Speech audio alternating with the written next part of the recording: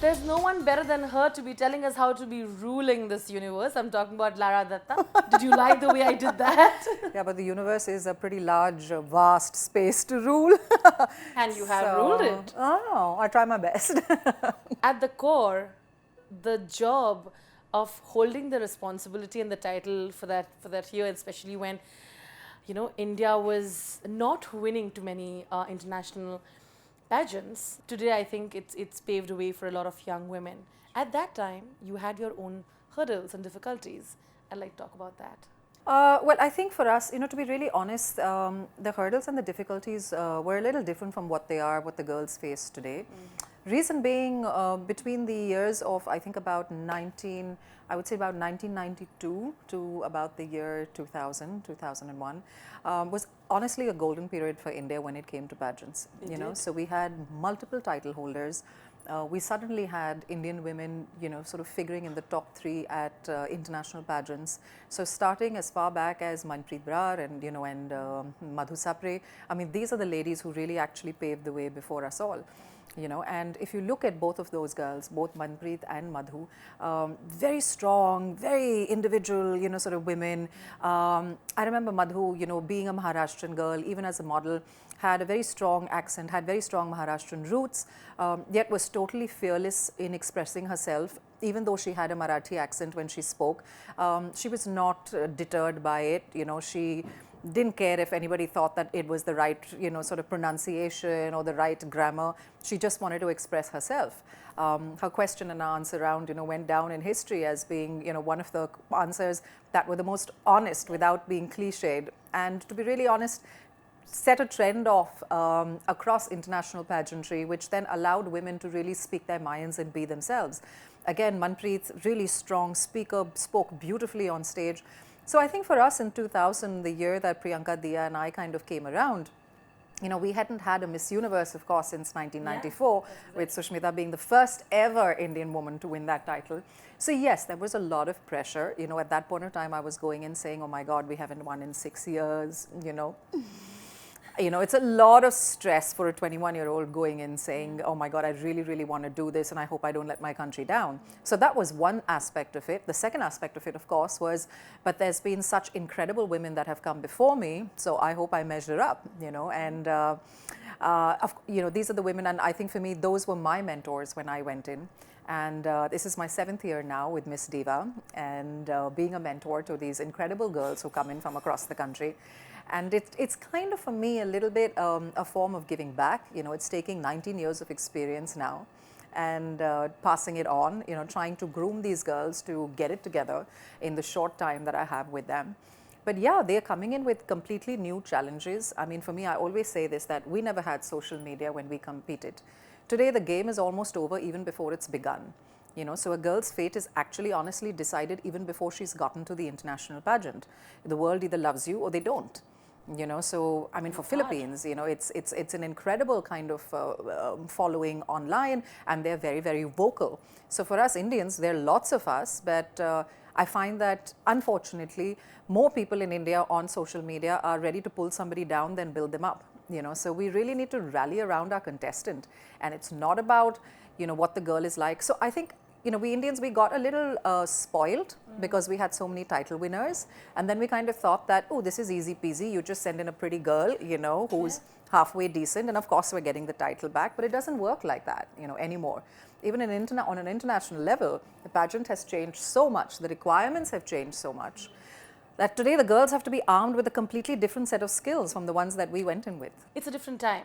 You know, with different times come, like you say, bigger challenges as well. Drastic sort of changes that you've observed within the last 5 years at the way pageants are looked at the way young women who are coming forward to become beauty queens, and I'd like to say a little more than that, to be icons in their own way and, you know, inspire many who've come from small towns and otherwise. How do you see that? You know, I think a lot of times when the girls come to a contest like Femina Miss India or come to a contest like Miss Diva, you know, they come in obviously wanting to drive change. So they know that they want to be part of a solution, but they don't quite know how. You know, so they want to come in, and you hear a lot of times, I hear it all the time, young girls coming in saying, I want to use this as a platform to, you know, I want to use this as a vehicle to, you know, drive this, and I want to address that. Today, if you look at international winners, no longer are the girls looking at wanting to win a contest to start driving change. A lot of them are already advocates, as in I'm not talking about lawyers, I'm talking about advocacy for various different causes. You know, so they're already very much part of their communities. They've already been doing a lot of work with the different NGOs, with different causes that are really dear to their heart. They've been working for a couple of years. So that brings with it a couple of things. It brings with it, of course, a world of experience, which for young women to have is immeasurable, you know, and invaluable.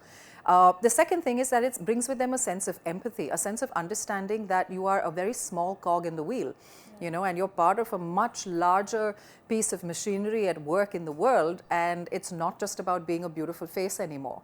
You know, so you have to come with it with your heart in the right place and a backbone of steel. Because to be really honest, I mean, today we're living in a world that has a myriad of different issues to deal with, you know, right from whether it's a refugee crisis from different countries that girls come from, whether it is, you know, civil war within their countries, you know, it's just hunger in certain countries, you know, so you're dealing with so much that you have to have an understanding of it. You can't come anymore with a myopic view on what life is about. And this is something that I keep telling these girls whenever I meet them, that you might come from small towns, but the access that you have today to information and the access that you have in terms of an infrastructure that's there to be involved, there's no excuse for not being involved anymore. You know, so it's not just about teaching yourself how to walk, how to talk, how to dress, how to style yourself, how to put on your makeup. The game is much bigger than that. It is. You know, with Priyanka, Dia and you all went and you all conquered in its true sense, and then of course you all came and conquered Bollywood, the Indian film industry. A lot of these women and young women whom you've mentored come and tell you and look up to you saying that, oh my God, you were an outsider, person who went ahead and conquered Bollywood, which is predominantly had their own, predominantly male, and it had their own structures, power structures within. You know, you of course had a platform that put you there. Sure. And how did you break through a society like that, where at that time you had to fight for the kind of roles you were doing, fight for money, which is now a constant discussion about equal pay and all of that. What do you tell them? So I think first and foremost, it's about, look, it's really having a very strong and a deep understanding of oneself, you know, and understanding that failure and success are very much hand in hand, a part of life. So everybody comes in here determined to succeed. Everybody comes in, you have to be firstly driven. To survive in this industry, you have to be absolutely consumed and driven by the love of doing what the industry demands of you. So if you don't have that in place first and foremost, you're not going to last very long. So the day it starts losing its shine, and the day you start being part of it because, you know, it's there for the taking, or, you know, I need to do this right now. The minute that starts happening, your career is on a decline. So first and foremost, you have to absolutely love what you do and really be driven by it. Second is, of course, like I said, having a very, very deep understanding of who you are. And for me, very importantly, was setting up an infrastructure around myself that regardless of what I was doing in my life, whether I was doing Miss Universe, being a model, being an actress, being an entrepreneur, that status quo of that infrastructure didn't change. You know, and that infrastructure makes all the difference. Because at the end of the day, in this business, you're constantly surrounded by yes men. You're constantly surrounded by managers, publicists, fans, family members who will tell you what you want to hear. Put you on a pedestal. You know, they will constantly do that. They will tell you you're the best thing since sliced bread. You know, and unfortunately, you have to, as an actor, project a certain kind of an image because that's what your audience wants. But very often than not, an actor will lose himself or herself to that image that's being projected and start believing that that's actually what they are. Yeah. You know, so you forget that you're a normal person. You forget that you are supposed to have off days. You forget that you're going to have days that are going to be extremely difficult. You're going to go through anxiety. You are going to go through depression. You're going to go through all of that. But you start shoving it under the table and refusing to acknowledge it because you feel that you need to be this superstar that is constantly being, you know, looked up to and adored and glorified. And it's very easy to lose your way. I think so. The most important thing to tell these girls is that it's 90% of the time it's going to be a lot of hard work, a lot of bumps along the way, and then 10% of the time you're going to hit some success. But that's what's going to make it all worthwhile. Yeah. How did you deal with that low phase, when you had that, when you had your anxieties, when you went through your own, how did you come out of it stronger? And you did. It's also about growth as a person, and it's understanding what are your priorities in life, what are the things that are important to you in life. Your successes will give you 2 great years of your career, because if you have a couple of successes, a couple of films that work, you're constantly going to be offered more movies. And yeah, that'll keep you busy for the next 2 years of your life or whatever. But your failures will teach you far more than your successes ever taught you.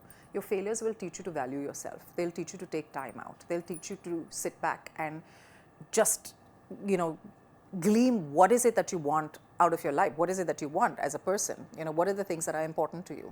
And so if it's all successful and everything's on a high note, you never take that. You never take time for introspection. And then for me personally, what is the point of going through this life as a human being if I don't have the opportunity to grow?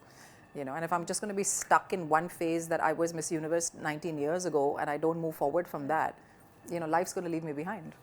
I feel today there is a certain responsibility with everybody, especially women, who are acknowledging their power, and they are sort of putting out their opinions and calling shots. Yes. And they're sort of be very, very vocal about it. You've been vocal, but I don't think there were enough people listening to you at that time.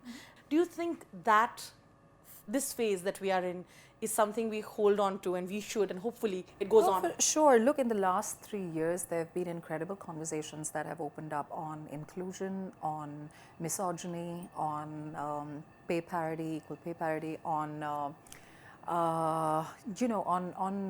just giving women the idea and the concept that come forward and ask for what you think you're worth. Come forward and demand what you're worth on various different things. Like right now, there's an entire conversation that's happening in the industry based on skin color, and discrimination against it. And I think I've always been somebody who's been very vocal. It's fantastic to hear more voices. And I think the key factor is that the conversations now that they've started, they can't die down. The voices just have to get louder. And by louder, I don't mean that the same people start screaming louder. Others have to join I mean, you need to join in. And I think that's happening now, because I also feel that we went through a phase for the longest time ever where women honestly were other women's worst enemies. We were our own worst enemies. There was because the opportunities available were so few. So you had women catfighting for the same, the few opportunities that were there. But today, because of the change that's taking place, because more women are speaking up, because more women are demanding to be included, that playing field has opened up so much more. So women don't feel threatened anymore. You don't feel threatened by your sister. When I say sister, I mean, your fellow woman, vying for a job or trying to achieve something. And I think what's fantastic now, and which is happening already and needs to happen even more so, is that women need to lift other women up. And I think for me, the difference has been that I've always been a woman's woman. I've always been, so I've always felt that the stronger we are, we will actually create more opportunities for ourselves. So not just for other women, but for ourselves as well, to constantly move forward, to constantly be driven. And that just has to get, like I said, that just has to get far more momentum than it already has. And I will not make it about Mahesh at all, but I must acknowledge that person there also, and especially I saw his stand during Me Too. And very few men have that kind of voice who come forward and said, I've seen my wife in the field, she's been vocal about it, and it's disgusting how you've been treating women. I must say kudos to that, and I say that even you at the time, the kind of support that you showed other women, I think is phenomenal. How do you look at that? How do you think things will change? See, to be very honest, a lot of when Me Too started happening, a lot of the names that were being taken were people that I've worked with, people that I'm friends with. And the point of the matter is not who are the people that are being named. You know what I'm saying? That today, the fact of the matter is, if you decide to take a stand, you either take a stand, you're either for it or you're not.